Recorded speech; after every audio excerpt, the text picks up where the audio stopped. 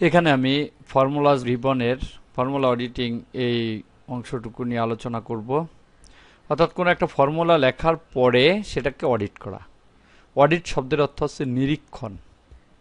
কোন কোন সেল নিয়ে ফলাফলের সেলটা গঠিত হয়েছে এটা দেখা যায়। আবার ফলাফলের সেলটা কোন কোন সেলের সাথে সম্পৃক্ত সেটা দেখা যায় এরর মাধ্যমে।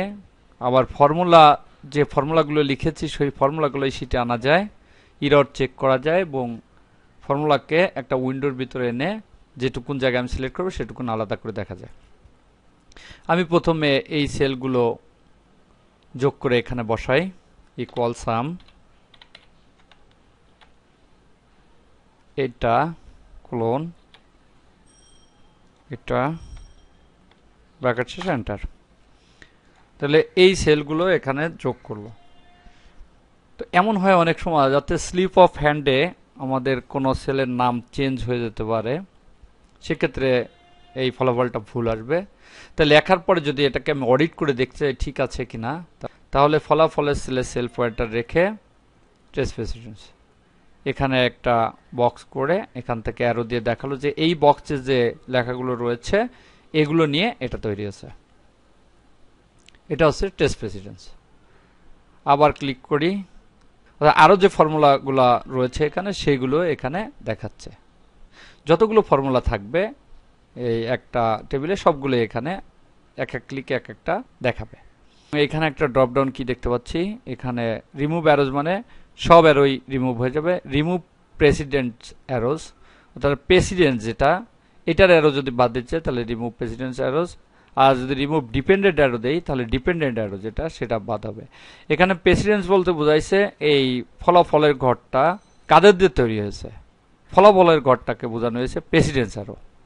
আর ডিপেন্ডেন্ট অ্যারো হচ্ছে কোন কোন সেল নিয়ে এটা গঠিত হয়েছে, সেই কোন কোন সেল সেটা হচ্ছে প্রত্যেকটা ডিপেন্ডেন্ট। তো এটা হচ্ছে প্রেসিডেন্স এবং যে সেলগুলো নিয়ে তৈরি হচ্ছে এর প্রত্যেকটা একটা একটা ডিপেন্ডেন্স। তো আমরা এখানে প্রেসিডেন্স অ্যারোটা বাদ দেব। প্রেসিডেন্ট যেহেতু আমাদের একটা অ্যারোই আছে তাই প্রেসিডেন্স অ্যারোটা বাদ দিতে হবে। আর যদি আমি এখানে ডিপেন্ডেন্স করতে চাই, অর্থাৎ এই সেলটা কোন সেলের সাথে ডিপেন্ডেন্ট ফর্মুলার জন্য, তাহলে এই সেলে সেল পয়েন্টার রেখে টেস্ট ডিপেন্ডেন্টস, তাহলে দেখা যায় এইটা এর সাথে সম্পৃক্ত, অর্থাৎ ফলাফলের ঘর এটা হয়েছে এবং ডিপেন্ডেন্ট অর্থাৎ এলিমেন্ট হচ্ছে এ একটা উপাদান, যে উপাদানগুলো নিয়ে এটা তৈরি করেছে তার মধ্যে একটা, অর্থাৎ একে দ্বারা ফর্মুলা তৈরি করছে এ, তাই এটা একটা ডিপেন্ডেন্স। আবার এখানে যদি ক্লিক করি ডিপেন্ডেন্স, এখানে ক্লিক করলে ডিপেন্ডেন্স, অর্থাৎ সবাই এই সেলের সাথে ডিপেন্ডেন্স তাই দেখাচ্ছে। এই অ্যারোটা বাদ দেওয়ার জন্য এখান থেকে রিমুভ ডিপেন্ডেন্ট অ্যারোস অথবা রিমুভ অ্যারোস দিলেও সব চলে যাবে।